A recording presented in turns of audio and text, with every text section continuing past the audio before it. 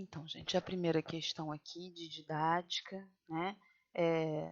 Eu trouxe algumas que não são da CEPERJ, mas as 3 últimas são da CEPERJ. E vocês vão ver que ela trouxe o Libânio, misturado com tendência pedagógica, com didática, com método, é um negócio todo, tá? Mas vou comentar para vocês. Mas primeiro vou fazer essas aqui para a gente poder ampliar o entendimento aí de como que pode vir numa prova, né, do que essa banca quer que você pense, tá bom? Sobre a questão da didática. A professora que acredita saber como melhor ensinar, já que domina o método, se limitando a planejar, a executar o que planeja, sem buscar explicações para o sucesso de um e o fracasso de outros, se limitando a aprovar os que revelam ter aprendido o que ela ensinou e reprovar os que não mostram ter aprendido ou ensinado. Decididamente, nada aprendeu ao ensinar. Então, aqui a gente tem uma afirmativa no final sobre essa professora aqui. Ele está dizendo que essa professora aqui não aprendeu nada sobre ensinar. Que quando ela age desse jeito aqui, ó, ela acredita que ela já sabe como melhor ensinar, que ela já dominou o método, ela se limita, ela planeja, executa, ponto final. Quem aprendeu, aprendeu, quem não aprendeu, não aprende mais, está reprovado, ponto. É isso que ele está dizendo aqui. Ele está dizendo, né, criticando essa professora, porque ele está dizendo que a professora que age dessa forma, ó, planejei, executei, aprendeu bem, não aprendeu, amém, está reprovado. Ele está dizendo que essa professora ela não aprendeu nada ao ensinar, que ela não sabe, né? Ou seja, ela não aprendeu nada do processo de ensino-aprendizagem, ela não aprendeu nada sobre a didática, tá bom? Baseando-se nesta concepção de ensino-aprendizagem, depreende-se que a prática docente que a prática docente crítica. Essa prática dessa docente aqui não é crítica, sabe o que ela é? Tradicional, lembra da palavrinha? Que para sempre, sempre, sempre a gente vai falar. Essa professora do método, da técnica, aprendeu bem, não aprendeu, amém, porque ela que sabe. Se alguém não está aprendendo, não é problema dela, porque ela está fazendo o que ela sabe. Se alguém não está aprendendo, o problema é dele, que talvez não se interessou, então o problema está sempre no aluno, porque ela já sabe como ensinar, ela não pode estar errada, né? Essa professora aqui é a tradicional, e aqui no enunciado, né, depois que ele diz aqui que essa professora toda tradicional nada aprendeu a ensinar, ele vai dizer assim, baseando-se nessa concepção de ensino-aprendizagem, depreende-se que a professora, que a prática docente crítica. O que a prática docente crítica tem que fazer? Ela tem que fazer o oposto disso daí, porque isso daqui é a prática docente tradicional. Então, a gente vai entender que se essa prática aqui, né, não aprendeu a ensinar, a prática docente aqui aprendeu. Lembra que eu já falei para vocês que sempre vai ter uma pegada de colocar o professor progressista como sendo o certo da parada e o professor tradicional como sendo sempre o errado. Então, ele está dizendo aqui, ó, essa daqui nada aprendeu a ensinar, porque ela é tradicional. Então, a crítica, a professora crítica, a prática docente crítica, ou seja, baseada na reflexão, né, em todos aqueles termos que a gente já conhece, como que ela seria? Vamos lá, letra A. A prática docente crítica proporciona o reconhecimento de quais conteúdos foram assimilados pelos alunos? Não, tá? Ela exige uma dinâmica pedagógica de perguntas e respostas? Não, isso aqui é tradicional. Isso daqui é tradicional, onde você vai ter o reconhecimento. O que é o reconhecimento? É dar aquela, né, primeiro lugar, segundo lugar, terceiro lugar, e parabéns, e não sei o que lá, né?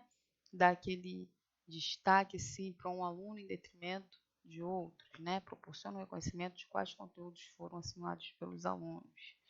Exige uma dinâmica pedagógica de perguntas e respostas? Não. Possibilita a escolha de um método de ensino que garante o aprendizado dos alunos? Não, gente, porque não existe dentro dessa pedagogia método, tá, de ensino. eficiente totalmente 100%. Sempre vai ter que ter uma flexibilidade. Essa é a palavra-chave. Essa professora aqui do ENSA foi totalmente inflexível. Ela não teve dinâmica nenhuma.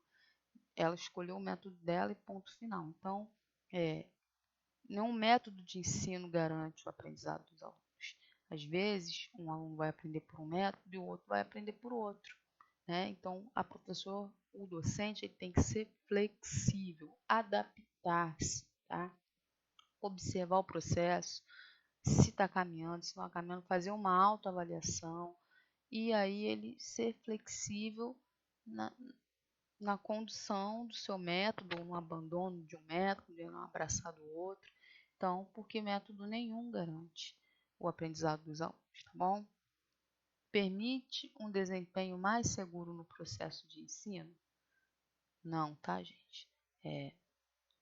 Desempenho, segurança, não. Envolve um movimento dinâmico entre o fazer e o pensar sobre o fazer. É essa daqui, tá? O que envolve pensamento dinâmico entre o fazer e o pensar sobre fazer? É a flexibilidade, né? A professora faz, aí ela olha, ela pensa sobre o que ela está fazendo, se está funcionando, se não está funcionando, se não estiver funcionando, ela dá um passo atrás, vai procurar outro jeito. Se está funcionando para um e não está funcionando para o outro, ela vai tentar ver por que aquele aluno não está alcançando, mas ela nunca vai ficar estática, estagnada em um método só, inflexível. Não, ela sempre vai se movimentar. Então, você tem uma prática docente, a prática docente crítica, a prática docente progressista, no entendimento dessas pessoas, ela é uma ruptura com a prática docente tradicional. Que o docente tradicional é aquele metódico, é aquele mente fechada, inflexível, que é ele que está certo em ponto final. E o professor progressista, o professor crítico, não. Ele tem essa flexibilidade, esse jogo de cintura, para sempre estar avaliando o próprio trabalho, pensando sobre o que ele está fazendo e como isso está afetando os seus alunos. Tá? Então, essa questão aqui é a letra E por essa razão. Bom, a postura didática desse professor, a postura didática do professor crítico, do professor progressista é essa, tá bom? Deixa eu ver se eu consigo colocar tudo junto, né? Porque é melhor para poder ler, para poder selecionar e ficar bem aí para vocês. Não tem por que ficar assim separadinho. Vamos lá.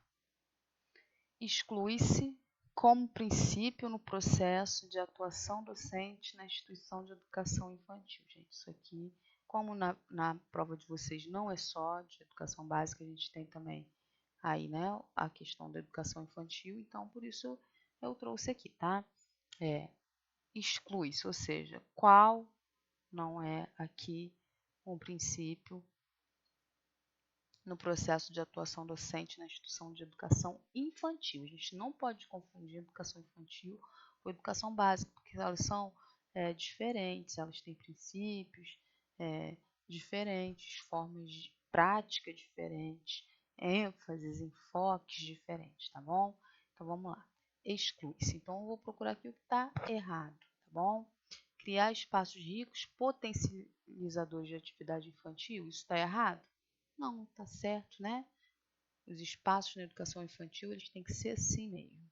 Acompanhar a atividade infantil atuando no lugar das crianças, considerando a necessidade de facilitar e controlar as ações dela.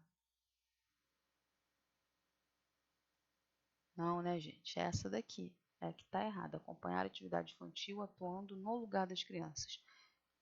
O professor tem que fazer o dever das crianças? Não, claro que não, né? A criança é que atua, lembra? Lembra? A criança é o sujeito, é a criança que atua, ela que faz, ela acontece, tá? Estou procurando aqui exclui. Então, o professor, ele acompanha a atividade infantil, mas ele não atua no lugar da criança, tá bom? Para tornar mais fácil e para controlá-las.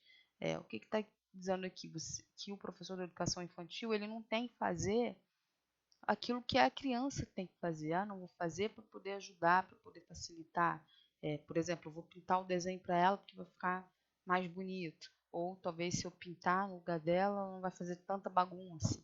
E não, né? Ou se eu a comida na boca dela, né? Se ela já tem condições de comer sozinha, para que ela não faça tanta bagunça, porque ela não se suje tanto. Então, o professor de educação infantil, ele não vai fazer isso não, ele vai acompanhar as atividades, acompanhar ali, né? Vamos dizer assim, não vou dizer fiscalizando, mas ali acompanhando mesmo, tá perto, supervisionando, mas ele não vai fazer nada no lugar das crianças, elas vão fazer as suas coisinhas, as suas atividades. Potencializar o acesso das crianças ao mundo de pessoas, objetos de cultura? Sim, tá, gente? Isso está nos documentos de educação infantil. Ter conhecimento sobre o significado da educação e seu papel no processo da formação humana de crianças pequenas? Sim. Por quê? Porque aqui a gente tem, né, documentos onde você vai ter uma ruptura com aquela visão que a educação infantil é só para ficar guardado em um lugar onde o pai depois vai pegar, a mãe vai pegar. Não, gente, a educação, mesmo nas crianças pequenas, ela já tem papel no processo da formação humana. A criança pequena, ela já está sendo formada, tá? Mesmo que ela ainda seja um bebezinho, e é papel da educação e do professor da educação infantil entender que ali ele está sob a responsabilidade dele, das mãos dele, de educador, um ser em desenvolvimento, né? Então ele está ali atuando na formação humana, sim, daquela criança. Planejar, organizar e avaliar a sua prática educativa e seu papel no processo de humanização de bebês e crianças menores de 6 anos. Sim, ó, planejar, organizar e avaliar sua prática educativa e seu papel no processo, né? Então, é a letra E, tá bom? Então, essa aqui é que não é a postura didática do professor, né, do docente de educação infantil hoje, tá? E todas as outras elas estão certas, tá bom? A didática para Libânio, olha ele aí, constitui a ciência profissional do professor. De acordo com esse autor, sua especificidade epistemológica, gente, epistemológica é sempre relacionado a conhecimento, tá? Epistemologia, epistemológica, a gente tem a curiosidade epistemológica do Paulo Freire, é conhecimento, tá bom? Vamos lá, a didática para Libânio constitui a ciência profissional do professor, sim, né? De acordo com esse autor, sua especificidade epistemológica é o estudo. Qual é o estudo da didática, gente? É isso que ele quer saber. Qual área de conhecimento a didática se debruça, tá? A didática procura entender. Então, vamos lá. É da atividade de ensino-aprendizagem na relação com o saber em situações pedagógicas contextualizadas. É da prática de ensino das competências e resultados mensuráveis baseados nos alunos e no seu processo de aprender. Ela se ocupa do currículo baseado em experiências construídas por meio de temas geradores, projetos de ensino, dos conhecimentos, dos conteúdos disciplinares, dos conhecimentos do conteúdo e conhecimento disciplinar em situações pedagógicas específicas ou nenhuma das alternativas acima, né? Então vamos lá. A didática se ocupa da atividade de ensino-aprendizagem na relação com o saber em situações pedagógicas contextualizadas, tá bom? Fica aí a letra A, é isso que a didática se ocupa, tá bom? Da atividade de ensino-aprendizagem. Toda vez que eu falo didática, gente, que eu falo didática, eu estou falando de ensino, estou falando do processo de ensino-aprendizagem, tá? Se eu tenho um processo de ensino-aprendizagem, essa área é a área que a didática se ocupa, tá bom? Da relação, né? Atividade de ensino-aprendizagem na relação com o saber em situações pedagógicas contextualizadas, tá? Então, foi aí a letra A. Métodos que se baseiam na exposição verbal. Vamos ver aqui se eu consigo colocar tudo junto, que é melhor.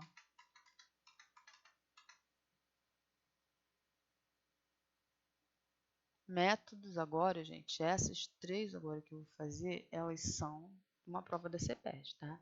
E agora vocês vão ver que eles misturam com tudo aí. Eles misturam as tendências pedagógicas e agora a gente vai falar de método e vai falar de tendência pedagógica, então fica ligado, prova, essa questão foi da CEPERJ. Métodos que se baseiam na exposição verbal da matéria. Então, aqui a gente tem um aspecto, a exposição é verbal, ou demonstração, ou seja, a gente está falando de uma aula expositiva, né? Tanto a exposição quanto a análise são feitas pelo professor, observados os seguintes passos. Esse professor ele dá essa aula expositiva assim, ó, prepara o aluno, apresenta, associa, apresentação, associação, generalização e aplicação. E a ênfase nos exercícios, na repetição de conceitos ou fórmulas, na memorização, visa disciplinaramente e formar hábitos. Forma um conjunto de características de qual tendência, né? Da tendência pedagógica, qual? Vamos lá. A gente tem aqui, ó. Agora a gente vai ter que analisar ponto por ponto da questão para a gente descobrir qual é a tendência que ele está falando para a gente. Métodos que se baseiam na exposição verbal da matéria ou demonstração. Isso aqui é tradicional. Tanto da exposição quanto a análise são feitos pelo professor. Tradicional. Preparação do aluno, apresentação, associação, generalização e aplicação. É tudo aqui, ó, tradicional. Só que a gente lembra que a pedagogia tradicional, ela tem dentro dela ela tem a tendência tradicional, a tecnicista, né, a progressivista, a tradicional renovada, a não diretiva. Então, qual é essa daqui? Como que eu vou saber? Vamos lá. Ele está dizendo que a ênfase, ou seja, o principal, a essência desse método aqui, desse professor, os métodos dele, tem a ênfase, ou seja, tem a sua base nos exercícios, na repetição de conceitos ou fórmulas, na memorização e visa disciplinaramente formar hábitos. Quando eu digo que eu tenho uma pedagogia assim, gente, que ela faz isso aqui, ó, que ela dá ênfase nos exercícios de repetição de conceitos ou fórmulas, memorização. Eu estou falando de uma aprendizagem totalmente mecânica, é mecanizada, é baseada na repetição, é baseada, é a tabuada, tá bom? Por exemplo, de gravar, olha, se você gravar a tabuada toda, eu te dá um pirulito, né? Ela visa disciplinaramente formar hábitos. Aqui, quando eu digo disciplinaramente formar hábitos, eu estou fazendo menção do behaviorismo, do comportamentalismo, né? Daquela pedagogia baseada na que se acredita que é possível, né? Você disciplinarmente formar hábitos das pessoas, né? A partir de estímulo e resposta. Então, se eu tenho repetição de conceitos e fórmulas, memorização e disciplinarmente formar hábitos, ou seja, o que é formar hábitos? Alterar o comportamento. Quem acreditava, né, os teóricos que defendem, né, o fundamento pedagógico dessa questão do formar hábitos, ou seja, de você moldar o comportamento, né?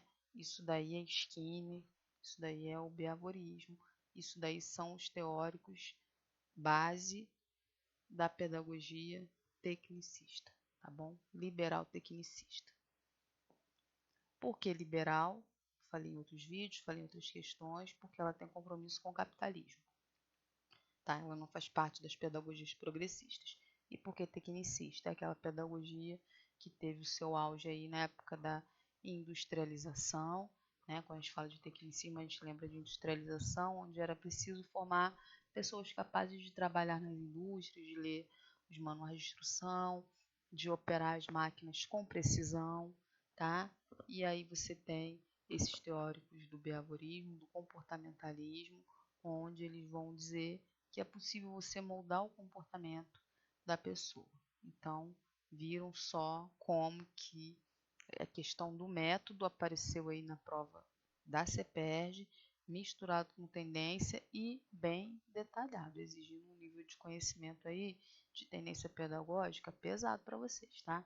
Liberal tradicional, a gente já sabe que é liberal, então não é progressista. Tradicional é tradicional, só que não é tecnicista, né? Tradicional a gente vai ter antes, lá no comecinho, com os jesuítas, quando eles vieram, né? Padre José de Anchieta, autoridade, hierarquia.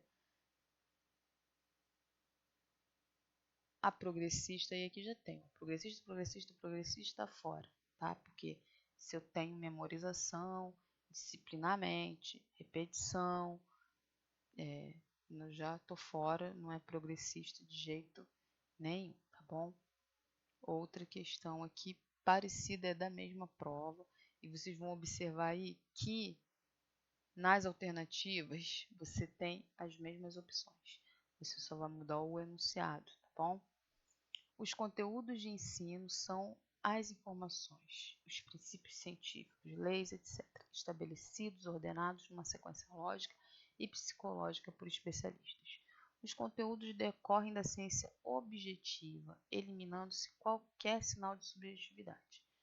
O material instrucional encontra-se sistematizado em manuais, módulos, dispositivos audiovisuais. Este conjunto expressa o papel dos conteúdos de ensino na pedagogia pedagógica, tendência pedagógica.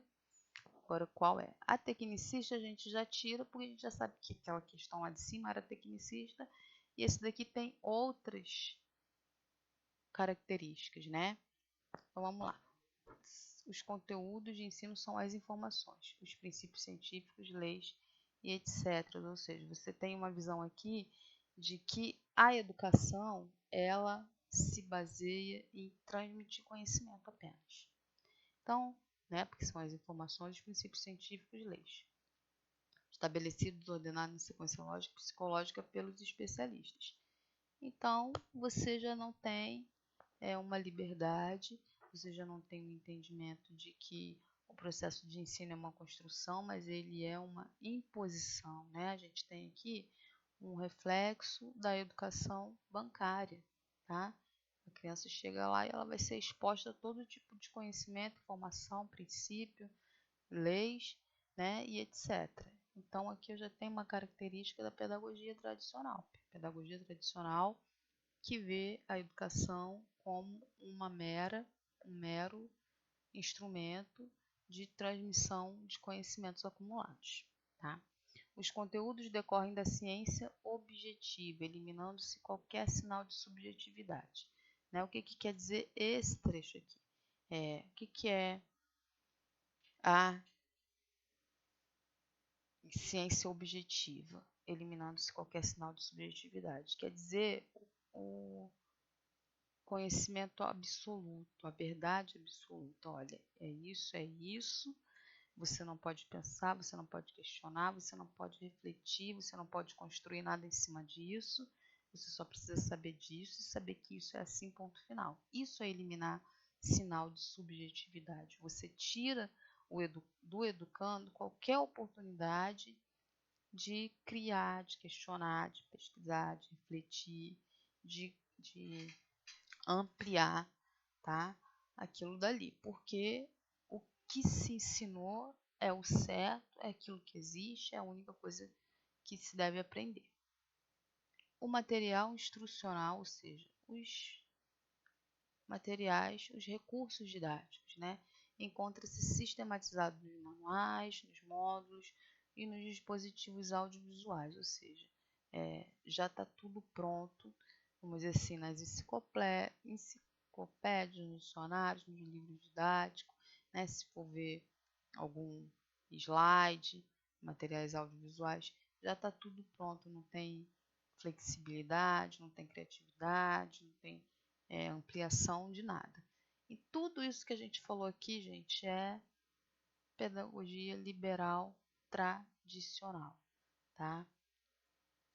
onde você vai ter uma ideia de que o papel da educação é transmitir, ou seja, jogar conhecimento em cima da mente da criança, do aluno. Os conteúdos, eles são entendidos como absolutos, certos, inquestionáveis. Você não tem, o educando não tem oportunidade de acrescentar nada. O material é aquilo dali que já está pronto, feito, elaborado, todo organizado e também não pode ser questionado. Então, aqui a gente também tem uma questão da CEPERJ, onde você está falando do processo de ensino-aprendizagem, ou seja, você está falando de didática e de como a didática ela ocorre dentro da pedagogia tradicional, tá? Da pedagogia liberal tradicional, porque liberal tem compromisso com o capitalismo, ou seja, ela não quer que esse educando reflita, que ele seja crítico, que ele seja reflexivo, que ele transforme sociedade nenhuma, que ele aprenda, pega o que ele aprendeu, dê um ponto final naquilo dali e segue com a vida dele, tá bom? E a última aqui, é a última? Não, ainda tem mais uma, né? Para Libânio, o campo científico de ativação profissional e política do professor é, obviamente, a escola, né, gente? Não pode ser outro.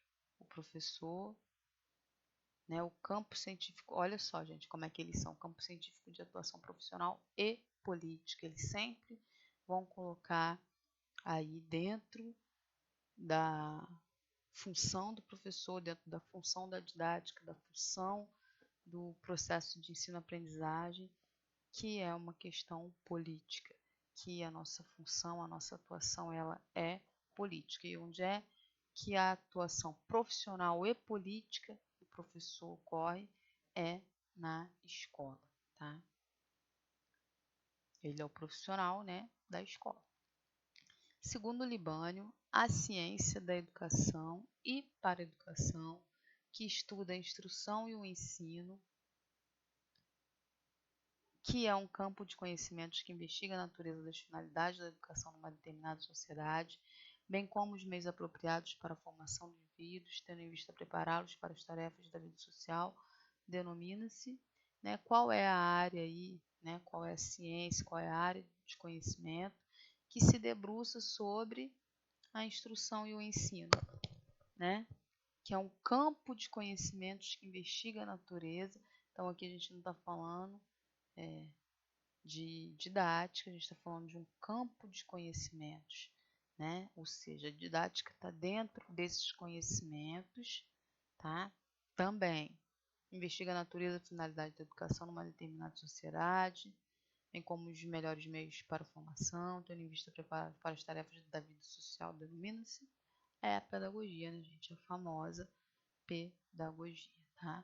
É a pedagogia que é a ciência da educação e para a educação, que estuda a instrução e o ensino, tá bom? A gente fala assim, a ciência da educação é a pedagogia. Dentro da pedagogia, qual é a área que se ocupa do processo de ensino-aprendizagem? Aí é a didática. Entenderam a diferença? Espero que sim. Essa também foi da CEPERJ, tá? Espero que vocês tenham aproveitado, que eu tenha conseguido deixar bem claro, bem esclarecido. Boa noite, amanhã eu volto com o próximo tema aí, né? Esse eu acho que ficou bem ampliado. Curte, compartilha, continue estudando, não perde foco não. Boa prova, bons estudos.